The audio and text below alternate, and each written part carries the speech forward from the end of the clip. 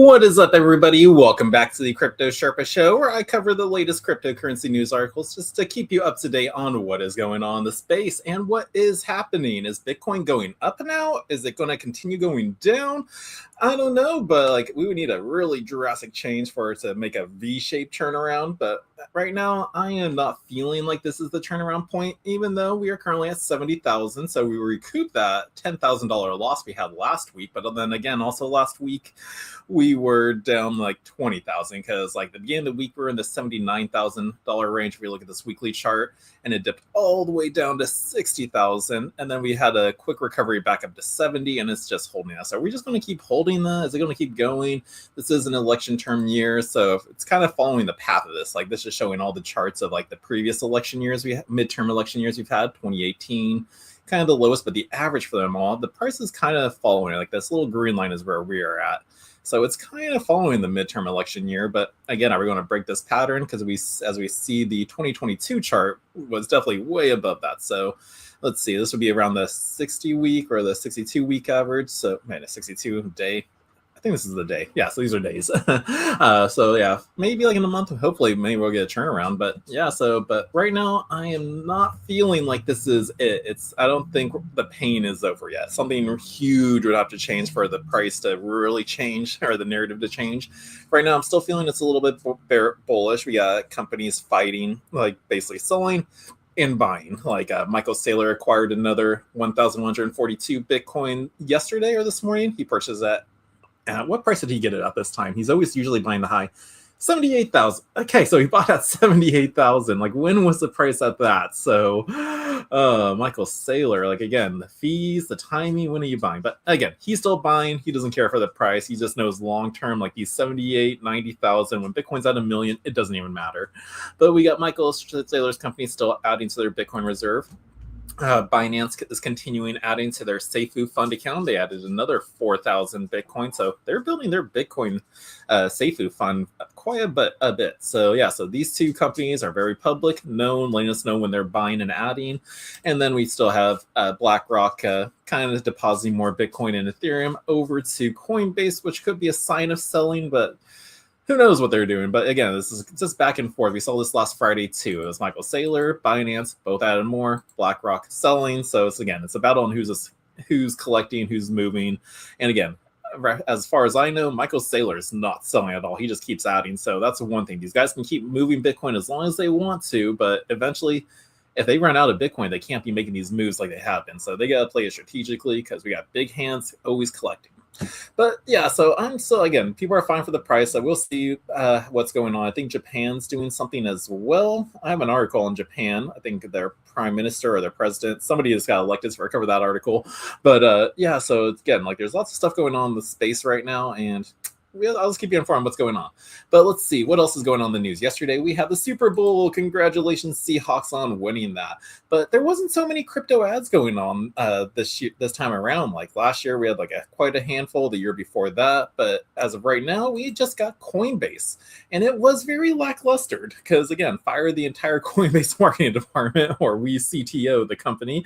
Imagine having a chance to show 120 million people a crypto ad, and you come up with this. This is literally all it was. Is they played the Backstreet Boys song, Everybody. So this is the only crypto ad we got during the Super Bowl yesterday. And yeah, very lackluster. Just everybody wants Bitcoin or crypto. So yeah, so there's probably going to be a lot of memes out there going on about the reaction is, it is what it is. There's people already posting about it. Let's see, Coinbase Super Bowl ad. So it was very lackluster this year. Let's see, Coinbase loading. That was it. I know they got people watching it. Hold on. Yeah, the Coinbase ROI on millions spent for them. And yep. Gosh. So yeah, that little party right there really feels like what that ad was playing during the Super Bowl. So that's all that took place during the Super Bowl's time. So I guess there really wasn't that many sponsors going out there. Partnerships, really. Usually we would get news on partnerships, some celebrity, not celebrity, no, yeah, maybe a celebrity, maybe some sports person, maybe it was Tom Brady. I think Tom Brady did do a crypto.com commercial one time, but yeah, none this year at all. So there really wasn't anybody. But there are some other teams going on. So like, even though the NFL was lackluster with crypto ads, maybe the NBA when that lineup comes up. When is the NBA next, or is it MLB? It's one of them, but I think NBA will be next, maybe with potential crypto ads, because we have NBA star Giannis Antetokounmpo becomes a shareholder in predictions market Kalshi. So who knows? Maybe by the time NBA comes around, we'll get some more like Kalshi ads out there, because that's Kalshi's pretty big compared to Polymarket right now. I'm seeing a lot more marketing out there for them, but Kalshi offers federally regulated yes or no events contracts across sports, politics, and entertainment, if you know who they were. And he doesn't care. He's like, sports betting and predictions are always going to be there, and he's going to, and yeah, now he's a part of it. So yeah, I don't need to cover this article. I just kind of want to tie this into like why we didn't get too many Coinbase or crypto ad commercials on there, because again, there might not have been too many partnerships. I didn't hear anything, but this is the first one we got in a while. So yeah, he's going to do some sponsorships, ads, talk about Kalshi, and yeah, we'll see how this plays out and continuing on.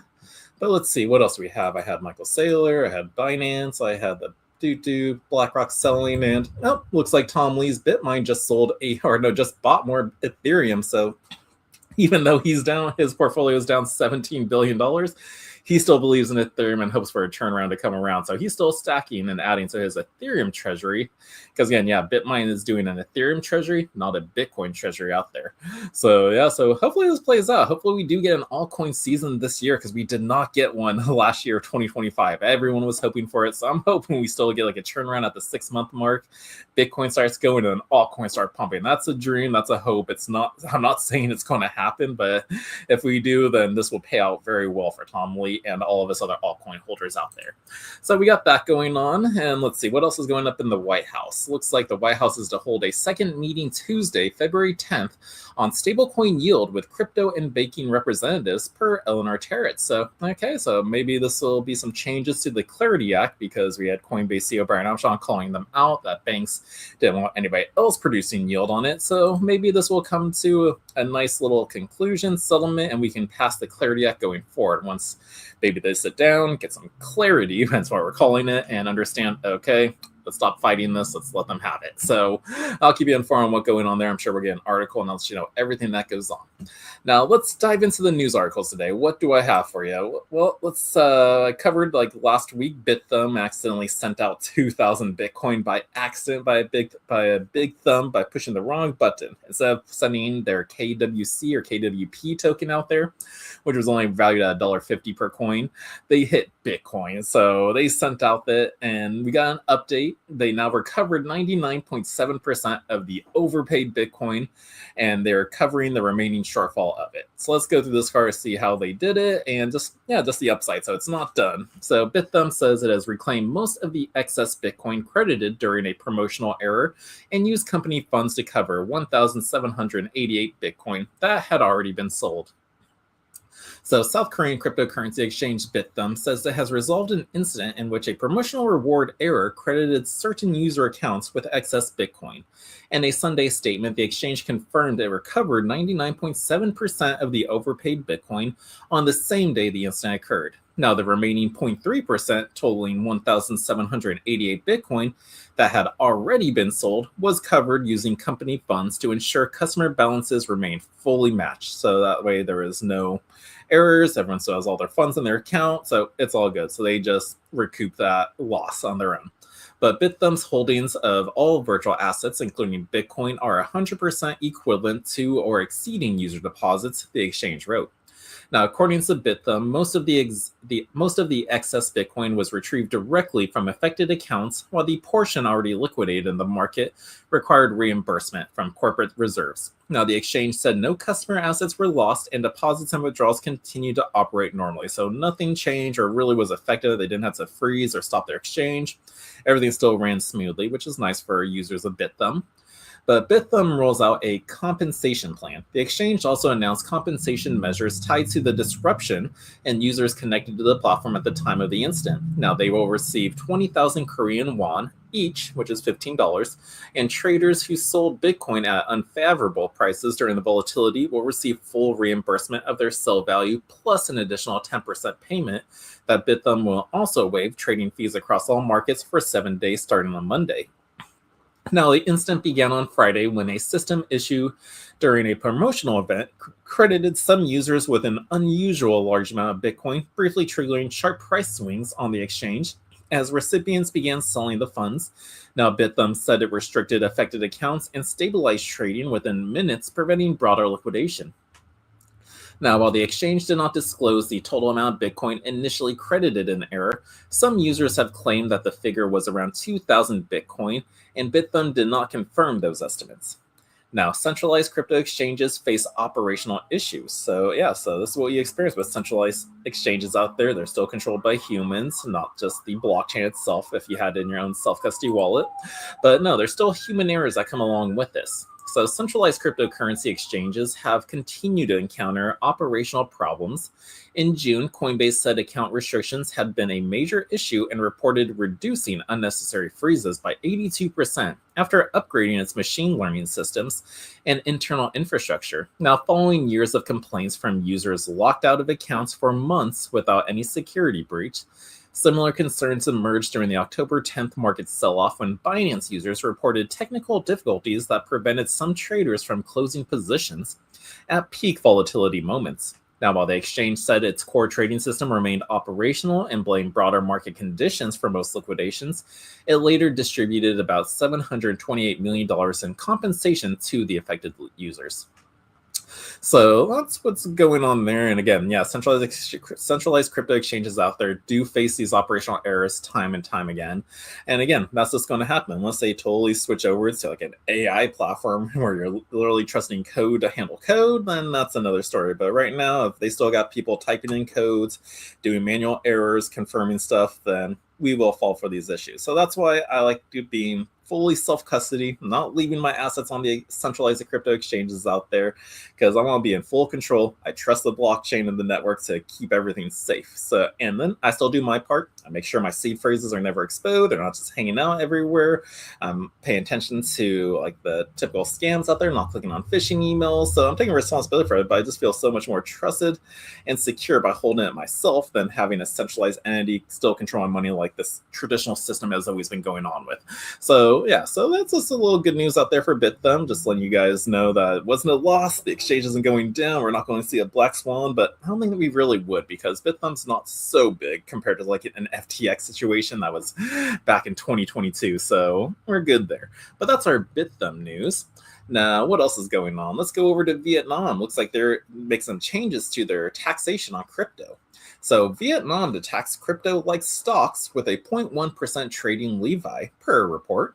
So Vietnamese Finance Ministry proposes a 0.1% tax on crypto transfers, 20% corporate tax on profits, and a tough licensing standard for digital asset exchanges. Okay, so is this friendlier? Is this good? Let's find out. I think 0.1 is pretty cheap on crypto taxes out there. So this could be very friendly and adopted. People may want to go to Vietnam to do some crypto transactions, trades, just because, again, when you have friendly crypto policies and that are actually reasonable, people will flock to your country and support it. Now, Vietnam is preparing to introduce a tax framework for cryptocurrency transactions that would align digital assets with security trading, according to a draft policy circulated by the Ministry of Finance. Now, under the proposal, individuals transferring crypto assets through licensed service providers would face a 0.1% personal income tax on the value of each transaction, local outlet The Hanoi Times reported. Now, the structure mirrors the levy currently applied to stock trades in the country, and according to the report, the draft circular released for public consultation classifies crypto transfers and trading as exempt from value-added tax. However, the turnover-based tax would apply to investors regardless of residency status whenever a transfer is executed. Now, companies operating in Vietnam would be taxed differently. Institutional investors earning income from crypto transfers would be subject to a 20% corporate income tax, and that's calculated on profits after deducting purchase costs and related expenses per the report. So is 20% good or bad? I forget what El Salvador had it for. Like, it was like some countries are very favorable where they're trying to get companies to come over to their country and usually offer like some type of maybe even lower deal, maybe even 0%. Like, I'm not positive. I think El Salvador did do that to really bring people over. So 20%, I don't know. I would have to see how that relates. I know India is not so great. I think theirs was like 30%. So It's still high, low, but not so great for corporations. So yeah, corporations still may go choose a more friendlier country to go to operate their business. But Vietnam formally defines crypto assets now, so this is bullish. Authorities also reportedly provide a formal definition of crypto assets, describing them as digital assets that rely on cryptographic or similar oh, bless me, guys. Whew, oh, excuse me. I felt that coming. I was trying to hide it. But Vietnam has formally defined crypto assets, so that's a plus. So they reportedly have a formal definition describing them as digital assets that rely on cryptographic or similar technologies for issuance, storage, and transfer verification. Now, the draft also outlines strict requirements for operators. Firms seeking to run a digital asset exchange will need at least 10 trillion Vietnamese dong, or about $408 million, on charter capital, a threshold higher than the required for commercial banks and far above capital standards in many other industries. Now, foreign ownership would be permitted, but capped at 49% on the exchange equity. Now, the 2025 Global Crypto Adoption Index so far, India still ranks number 1, which I am shocked on because of their rules. United States number 2, makes sense. Pakistan 3, and Vietnam, did this get pushed up to 4 now? Probably.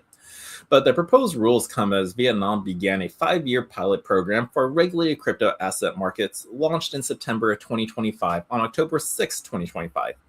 Vietnam's Ministry of Finance confirmed that no companies had applied to participate in the 5-year crypto pilot at the time, citing high capital requirements and strict eligibility conditions. So it makes sense that no one's signing up if you have strict conditions going on. But Vietnam did open their licensing for crypto exchanges. Last month, Vietnam started accepting applications for licenses to operate digital asset trading platform, marking the operational launch of its planned pilot program for a regulated crypto market. Now, applications for the aforementioned administrative procedures will be accepted beginning January 20th, 2026, and the State Securities Commission of Vietnam said that framing the move as part of a broader effort to bring crypto under formal regulatory oversight. So these are the little changes Vietnam's making. 0.1% for normal users as being taxed, but 20% still for corporations. But again, the world is making changes right now. They're figuring out what works, what doesn't work. And again, some are going to have higher adoption rates going on. Like you see somehow India's still doing it. But the changes are happening right now. Again, for people who don't believe that Bitcoin is here to stay and it's actually is making changes around the world, if it wasn't making changes, why would these countries be making new rules against it? Because they know they can't stop it, so they got to try to abide somehow. So they're going to test the waters, see what works, what doesn't, and eventually, who knows, maybe everyone will have a legit standard or an identical standard around the world because they realize, okay, this is what works, and that way it's just fair competition all around.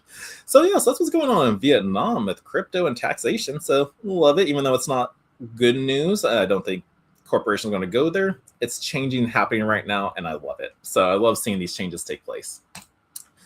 Now, let's see what else is going on around the world. Let's go to Japan. I did mention some Japan news going on, and looks like Japan's crypto-friendly Takaichi wins the landslide victory. So what did she win? Let's find out. So Japanese stock indexes soared on the news, but crypto majors are lagging despite a major relief rally on Friday. So this is Japan's Prime Minister, Sanae Takaichi. So let's see, let's go down. Here we go. So Japan's crypto-friendly PM wins landslide, sending Japanese markets.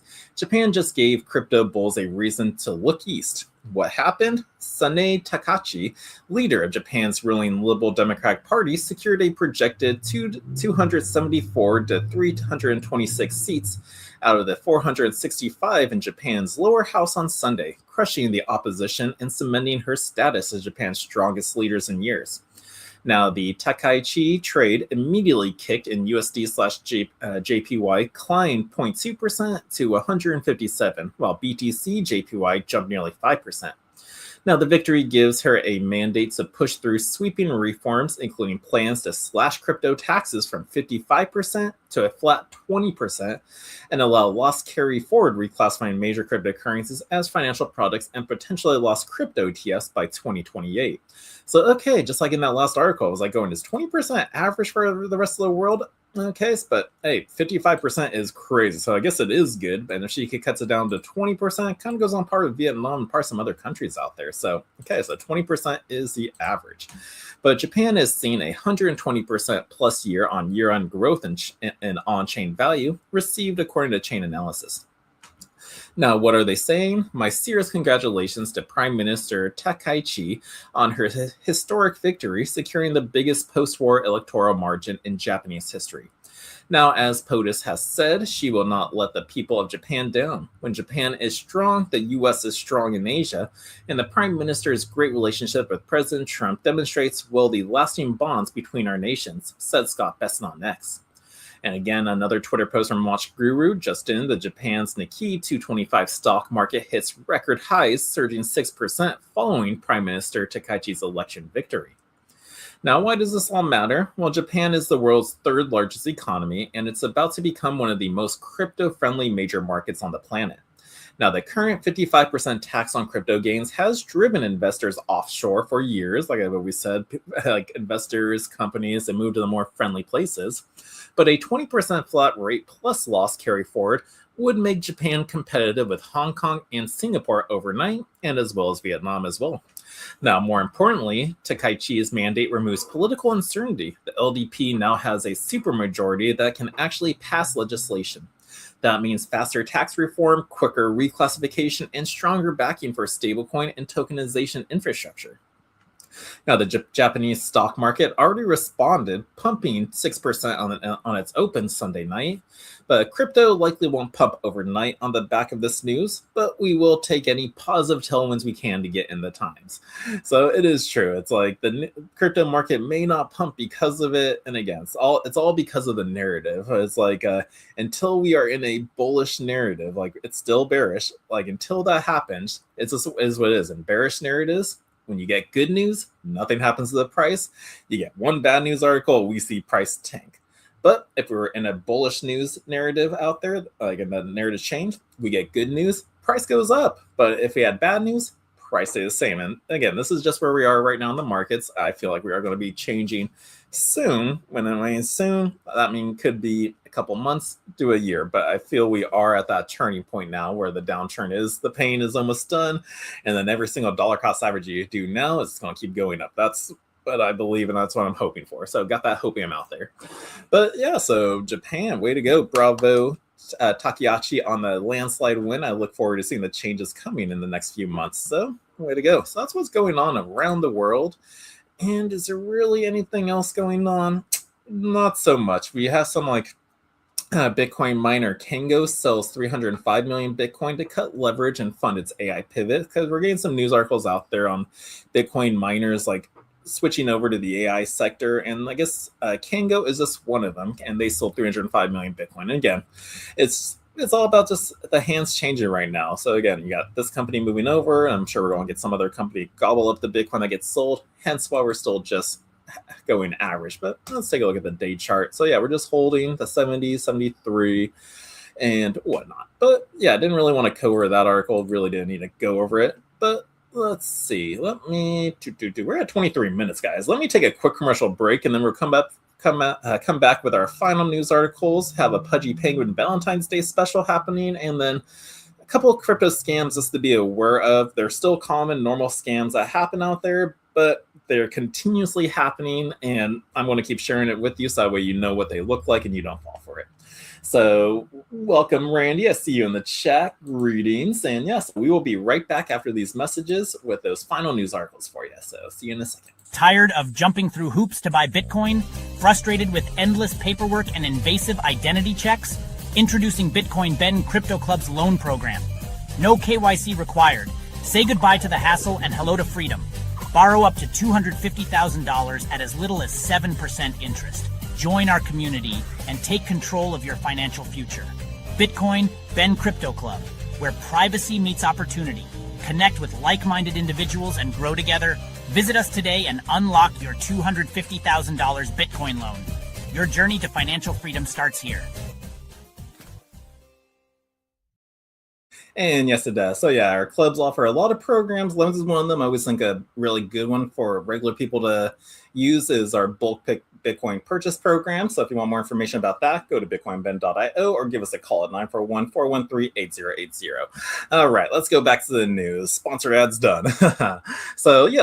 Pudgy Penguins is making a Valentine's Day pop-up event in New York City this coming week. Because, this Saturday is Valentine's Day. All you guys out there, don't forget, get your loved ones some flowers, plan your date. You still got time. But yeah, let's hear what Pudgy Penguins is doing out there. It's always like hearing Pudgy Penguins. What is the coin doing? I have no idea. I don't own any of this token or any of their NFTs. But I do love seeing what they're doing because I did feel they were one of the only true NFTs that made sense out there, rather than like just a JPEG piece of art like Justin Bieber, who spent billions of dollars on a Bored Ape NFT, which is now only like $1 million or way less. But these guys did it right. They actually added physical products, put it in stores, and I think they did it well. But let's hear what their Valentine's Day pop-up event is. So the crypto native brand Pudgy Penguins is hosting a pop-up Valentine's Day event in New York City, complete with a plush bouquet of Pudgy Penguins holding hearts. Nice. So the Pudgy Penguins team is helping fans celebrate Valentine's Day in the real world with Pudgy Petals, a 3-day immersive pop-up event in New York City that highlights gifting and connecting via its colorful characters. Now, running February 12th to the 14th, the activation invites guests into the love story of Polly and Pengu, aka Pax. They are the core characters in the Pudgy Penguins universe. The team told Decrypt that the brand, which has expanded from NFTs to games, real-world toys, and beyond, is using Valentine's Day as a cultural entry point to continue to translate its internet-native IP into a broader brand. And that's what I was saying. They did NFTs totally different. They started off as an NFT, but they have a game now. They got real-world toys that you could have purchased at Walmart, and I guess they're doing more now with this. Now, at the center of the pop-up is the Pudgy Penguins plush bouquet, which is going to be priced at $49.99, which is an alternative to traditional flowers. The bouquet features plush characters and soft textures designed to last well beyond the holiday, and an online drop of the bouquet has already sold out. But it will also be available at the pop-up, so you can't get them online anymore, but if you do show up in NYC, you may get your hands on one. But Pengu and Polly are taking over the NYC this Valentine's Day. This is an X post. Join us at the Pudgy Petals pop-up store from February 12th to the 14th for a celebration of our Valentine's Day collection, love and all things Pudgy. Now, the plushie bouquet marks our first Valentine's Day expression. Pudgy Penguins Director of Business Development, Steve Starobinski, told Decrypt the item is intentionally positioned as a long-lasting symbol of companionship designed to be kept and revised rather than discarded after a few days, like traditional flowers or candy. This item embodies our aim for creating new rituals of affection rooted in meaning rather than tradition. Now, the event includes on-site bouquets, customization with flash tattoos, free aura readings, and couple booth photos. There will also be pink and blue matcha drinks and treats outside of the space. Now, the programming will shift slightly each day. Thursday, February 12th, aligned with both New York Fashion Week and the New York Toy Fair, tapping into a creative crowd already circulating downtown Manhattan on Friday, February 13th. Now is Friday, February 13th. Are we having a Friday the 13th this Friday? Uh-oh. But it's branded as Polly's Galentine's Day, with a focus on friendship and groups, and Saturday, February 14th, centers on couples and classic Valentine's moments, leaning fully into the holiday vibe. Now, every detail of the pop-up is intentional, designed to encourage guests to linger, participate, document the experience, and then share it socially on social media, said Starobinski. Now, the space will be inviting and joyful for all those who join the fun. Now, beyond Valentine's theme, Pudgy Petals represents a broader brand evolution. Pudgy Penguins, which began as an internet-native phenomenon and NFT project, is continuing its shift into physical retail and experiential spaces that require no familiarity with crypto. The pop-up prioritized emotional storytelling and accessibility rather than technology. Now, we are a 4-quadrant brand appealing to adults and kids, women and men, with categories such as toys, gifting, lifestyle, and experiential retail drawing people in, Starobinski added. Now, the timing of this activation is equally strategic, with Starobinski noting that the overlap with those other NYC events puts Pudgy Penguins at the intersection of fashion, toys, pop-up culture, and retail innovation, and it won't be the last V-Day event, he said. Now, Pudgy Petals is not a one-time activation, Starbroski added. We are going to expand this pop-up globally in 2027, leveraging its launch to more product capsules for holidays. Now, sure, this was just like totally an advertisement ad for Pudgy Penguins, what they're doing in the advertisement. You get this little bouquet. But as I was going through this article, I just keep thinking, this kind of relates to, wasn't there like a holiday bear theme like back in the day that you call on infomercials? They have Valentine's Day teddy bears, they had St. Patrick's Day, Christmas. Like, I'm getting a similar vibe. It's like, is this what Pudgy Penguins is doing? They're trying to get that market, trying to rehash it, reiterate it, do it. Because that thing was booming. I remember seeing like all those like shows or even advertisements on like what those morning talk shows, maybe who was out, somebody Bloomberg, Whoopi Goldberg, like she had a show. I'm not sure which one it was, but I always remember like this was popular in like the 90s, potentially 80s too. Just you go on the show, oh, look at these holiday events. So that's what I'm picturing Pudgy Penguins are doing, but they have definitely expanded way beyond just NFTs now, and I like seeing them evolve too. So even though this is just an ad, if you're in New York City on Valentine's Day, maybe check out the Pudgy Penguin event and pick yourself up one of these plushies. So that's our Pudgy Penguin news. This little fun little news piece article in there before we dive deep into the who got scammed, who lost money. So a little bit of relief. But the first scam that's going on that everyone should be still aware of is poisoning scams. This is where you take you're copying your address from your transaction history and sending money to it, but not knowing that that address you copied was somebody else's address that they sent like a fraction amount to. So this is still taking place. People still need to learn. Don't copy your wallet address from the transaction history. Click that receive button. You see that QR code and then your public address, copy it there. Never the transaction history. Otherwise, you could be like these two victims who lost $60 million in this type of scam. So let's be aware of this, and hopefully we do not fall for it. So a simple slip of the fingers has turned into huge losses for some crypto users. One wallet lost over $12 million in January after copying the wrong address, and similar high-value mistakes were seen in December. Now, reports say attackers are using tiny deposits and subtle address tweaks to trick people into sending funds to accounts they do not control. Now, how is copying mistakes turned costly? Well, the address lookalikes are the trick. Attackers send a tiny dust transfer from addresses that mimic ones in a user's history so that when someone copies an address, they get the wrong string. Now, according to Scam Sniffer, the single mistake cost one user $12.2 million in January and followed a $50 million hit in December. The tactic relies on people trusting what appears familiar, and it works because most wallets show only the first and last few characters, and in the middle can sweep for a malicious match. Now, someone, again, here's the tweet, lost 12.25 in January, and then we have still more signature phishing attacks also surge, which I have an article on that one. But yeah, signature phishing is growing too. Signature scams lure users into approving dangerous contract calls or broad token approval reports. Say 6.27 million was stolen from 4,741 victims in January. So we have almost 5,000 people like getting still scammed with phishing attacks, and these are signature phishing attacks, which is 200% of a rise since December. But two wallets that took the lion's share, accounting for 65% of the signature phishing losses. Attackers increasingly mix both tricks, small deposits to get attention, followed by social engineering to convince someone to sign a transaction. Now, we'll go more over that in the next article, but skill and automation. So this is not limited to a few isolated scams. Based on reports from several trackers, roughly 270 million poisoning attempts have been recorded across Ethereum and Binance Smart Chain, targeting around 17 million addresses out there. So they're just sending dust amounts of crypto to those wallets in hopes you just make this mistake. Now, confirmed cases out there leading to actual theft numbers are about 6,633, but the confirmed loss figures already tops 83.8 million.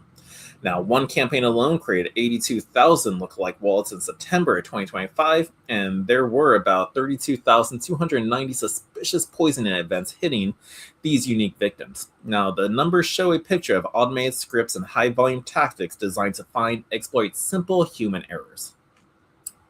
Now, why Ethereum has seen more dust activity, Usually I see this in Bitcoin because it's cheaper, but this is the first I'm hearing that's happening with Ethereum too. So analysis linked part of the recent surge to the Fusaka upgrade, which lowered the cost of sending tiny transactions. Coinmetrics analyzed over 227 million stablecoin balance updates on Ethereum from November 2025 to January 2026 and found that 38% of those updates were under a single penny. Now, stablecoin related dust now makes up an estimated 11% of Ethereum transactions and touches 26% of active addresses on an average day. So the lower fees make these spray and pray tactics cheap and efficient. So yeah, since Ethereum made that upgrade, cheaper transactions, I guess people can start using this on Ethereum now too. Because again, if it was too pricey, they're not going to do the poison attacks. They're just trying to send little bits amount and then hopefully you click on it. Now, where do stolen funds end up? Well, blockchain intelligence teams have tracked flows and noticed patterns. Whiteshare reports that DAI has become a favorite place to park illicit proceeds because its protocol governance does not cooperate with authorities to freeze wallets. We have Web3 antivirus has cataloged a range of large poisonings with tracked losses spanning from 4 million to 126 million. Some incidents, once the funds move through these paths, they are often hard to recover. So again, it's like if you're wondering where the funds go, they're getting moved to some really hard tracking wallets out there that can't have funds frozen at all. So once it happens, it's done. So just be very aware that you're not copying your wallet in the transaction history. Like, can I even do that? Hold on, let me see if I even have a wallet on here. Let's see. Nope, that's not my wallet. I was going to pull up a quick Exodus wallet, but I can't do that. But yeah, do not like go in your transaction history to copy stuff down. Let's see, does this wallet have one? Nope, not even that one. So yeah, I can't connect any of my wallets on this computer, but I wanted to show you. So again, to stay safe from poisoning attacks, just if you're ever going to send yourself money, do the steps. You go onto your wallet, you click receive. That's where your address is. You're not going into that transaction history when you open your wallet. Oh, I sent myself this money. Let me copy that. I'm sure. Don't do that because that's how the scam works. So that's how you stay safe and just be careful. And again, that article was talking about signature phishing attacks happening. So like, what is a signature phishing attack? It's up 200% since January with up to $6 million in losses. So signature phishing victims jump despite the spike, cheaper Ethereum. So I want to know what the specific difference. Like we all know what phishing attacks are. People send you emails. They try to get you to click on links to go to fake websites out there. But what is a signature phishing attack? So signature phishing occurs when attackers lure users to malicious decentralized applications, and then that prompt them to sign off-chain messages while they request appear harmless, such as approving a token deposit or listing an NFT. And the signatures can instead authorize unlimited token spending. The transfer of the NFTs allowing attackers to later drain wallets. Someone lost 12.25 million in January by copying the wrong address from their transaction history. 2 victims lost 62 million. Top cases include 3.2 million stolen.